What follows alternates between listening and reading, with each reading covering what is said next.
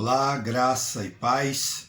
Nós estamos iniciando a nossa aula da Escola Dominical. Eu sou o pastor Marcelo, membro de BVL. Estou atualmente numa missão de restauração da PIB de Jardim Olimpo. Estou aqui, junto com meus outros colegas, cooperando nessa parte didática do aprendizado para as nossas vidas, não é assim? O assunto que nos é proposto é a generosidade, especificamente generosidade nas finanças.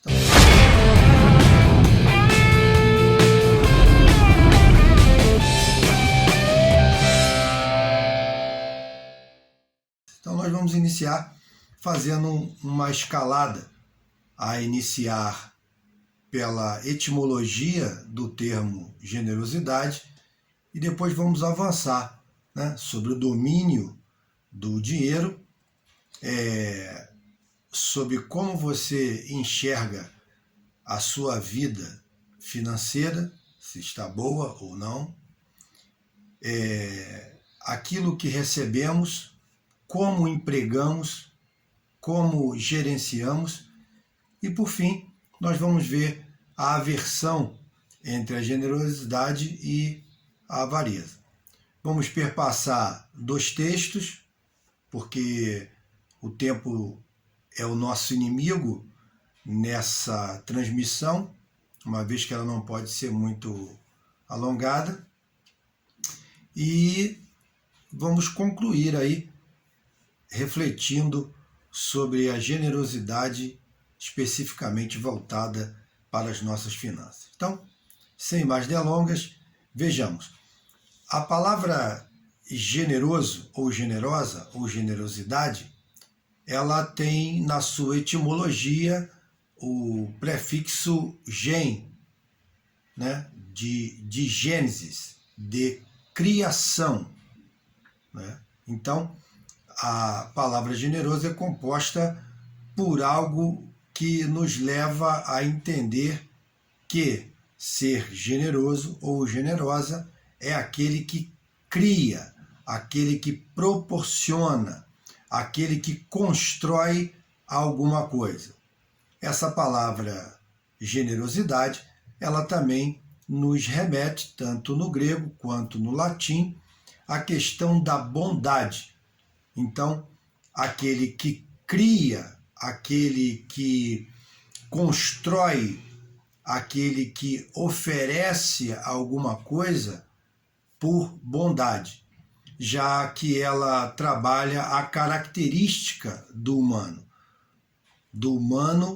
no sentido de ele ter no seu interior um sentimento, um despreendimento, uma desenvoltura para dar sem a pretensão de receber, uma qualidade de ser bom, de ser dadivoso ou de ser dadivosa. Então, nós vemos que a generosidade é criar e proporcionar algo bom para si mesmo, para o seu semelhante e para aquele meio a qual você está inserido.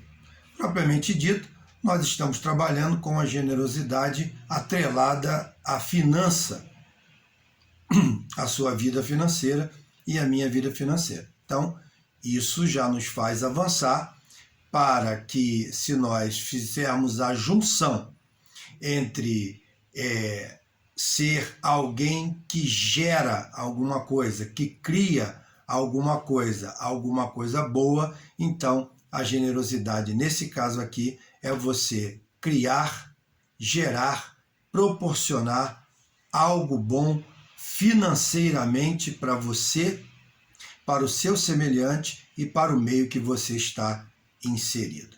Mediante a isso, nós vamos direto ao segundo ponto nessa escalada, que você domina as suas finanças ou elas te dominam.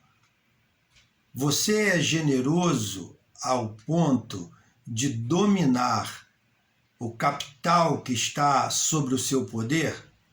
você domina e gerencia com bondade, com liberalidade, de maneira dadivosa, o dinheiro que está em seu poder? Porque, na verdade, esse capital que você detém ele é um capital que foi dado pelo seu próprio Deus.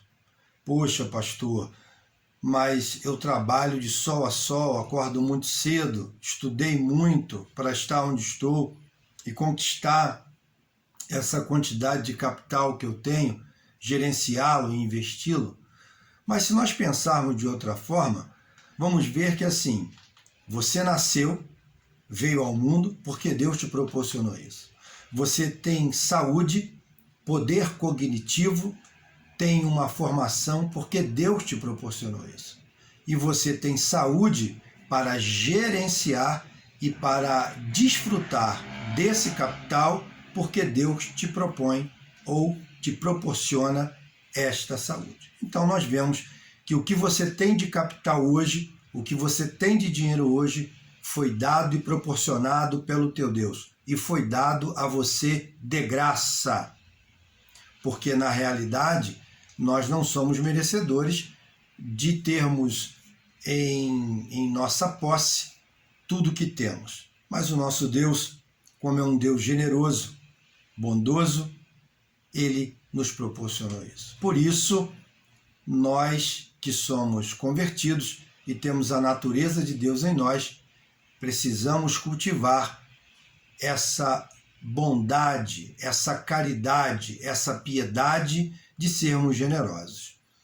Existem várias formas de sermos generosos: vestir o mendigo, dar comida a quem tem fome, acolher aquele que está desassistido e etc. Mas no nosso caso aqui específico é o uso do seu dinheiro de maneira bondosa, é o uso do seu dinheiro de maneira generosa para auxiliar aqueles que precisam.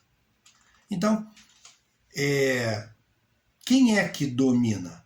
É a sua generosidade ou é o poder que o dinheiro nos faz sentir? Quem é que domina na sua vida? Você domina as suas finanças ou elas dominam você? Dominam você a ponto de você não ter a bondade de auxiliar a outros que precisam? Domina você ao ponto de você não investir no meio que você está inserido, no meio social, no meio familiar, no meio eclesiástico ou espiritual, no caso a igreja, que trabalha em prol do reino de Deus, já que a igreja é uma agência do reino de Deus. Então, se você investe no reino, você está retornando para Deus aquilo que Ele te deu. Na realidade, quando investimos naquilo que a igreja necessita, estamos investindo no reino, porque a igreja é uma agência do reino de Deus. Não é assim? Um terceiro ponto é: você tem se contentado com o que você tem? O que você tem de finanças tem suprido a sua necessidade de maneira abundante ou de maneira pontual? Ou você vive preso pelo desejo de a cada dia agariar mais e mais valores financeiros? E muitas das vezes sem ter uma real necessidade, mas só para manter um status, ou só para ter o sentimento de superioridade sobre aqueles que te cercam. Então, esse é um fator muito importante que o autor trabalha nesta lição, né? Como você lida com isso. Nós não devemos nos contentar com a miséria, nós não devemos nos contentar com uma vida desgraçada, que nos faz até estarmos deprimidos. Mas, de outra sorte, no outro extremo, temos aí também aquela vontade exacerbada, desnecessária, de termos além do que nós precisamos só para manter um status. E que, na verdade, muitos se esvaem de trabalhar para manter esse status e depois gastam tudo isso para manter ou tentar recuperar a saúde que foi gasta para isso. Um quarto ponto é difícil para você ser generoso? Está sendo difícil ou é difícil para você exercer essa bondade através da sua finança? De investir na vida de outros?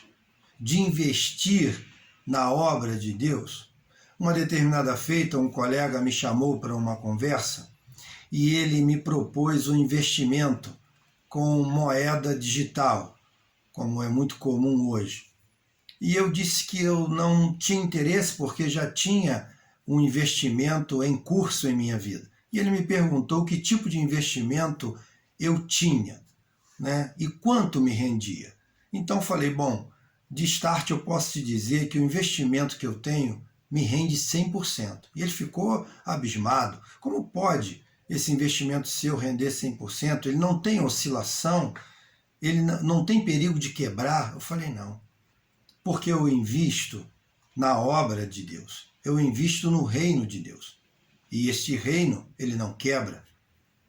Esse rei, ele não tem como oscilar, porque ele é sem sombra de variação. Então, ele ficou pensativo, né? E desistiu de todo o discurso que ele tinha para me oferecer. Então, como é que você lida com essa parte?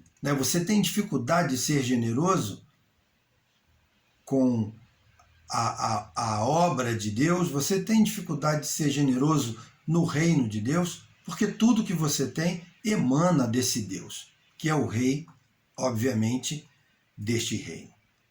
Não é assim? Então a Bíblia, quando ela vai tratar sobre finanças, ela vai mostrar de Gênesis a Apocalipse que essas finanças, elas emanam de Deus para a vida do ser humano. A fonte de toda a riqueza para o ímpio e para o justo vem de Deus. Porque a Bíblia diz o seguinte: o sol brilha sobre justos e injustos. A chuva cai sobre justos e injustos. Então, mesmo antes da lei, a gente encontra Abraão entregando o seu dízimo ou a 10ª parte de tudo que ele havia gareado para Deus. E a partir daí, a gente segue com tudo. Você observa também que Jesus Cristo, em Mateus capítulo 10, versículo 8, ele vai dizer: de graça receber e de graça dar. Ele envia os 12 para uma missão e diz, você vai curar, você vai pregar, você vai ajudar as pessoas, você vai expulsar os demônios e não vai cobrar nada por isso, porque eu estou te fornecendo tudo isso para que você possa trabalhar. Então, da mesma forma, quando nós recebemos de Deus, precisamos devolver sem pretensão de receber nada, pelo simples fato da natureza bondosa de Deus, a natureza generosa de Deus está em nós, por ter sido transformado pelo Cristo que na cruz morreu e ao 3º dia ressuscitou. Somos crentes transformados, somos nova criatura, a natureza de Deus, o caráter de Deus está em nós. E o caráter de Deus é um caráter bondoso, generoso, piedoso, dadivoso, caridoso. E nós precisamos usar as nossas finanças nessa caridade, nessa piedade, para ajudar não só a outros, como também a expansão do reino de Deus aqui na Terra. Faz parte da nossa missão. Adiante, nós vamos entender que há uma aversão entre a generosidade e a avareza. Elas estão em extremos bem opostos. Então, se você não é generoso com as suas finanças, para com você mesmo até, porque tem gente que é mesquinho até para si, não compra o melhor para vestir, não compra o melhor para comer, não compra o melhor para estudar, não compra o melhor carro, né? Ele é mesquinho consigo mesmo. E por conseguinte, ele é mesquinho e avarento com o seu próximo, com a obra de Deus, com o reino de Deus. né? Então, como você lida com esse extremo? Porque, na verdade, nós temos que ser generosos com todos, inclusive conosco mesmo. Não é assim?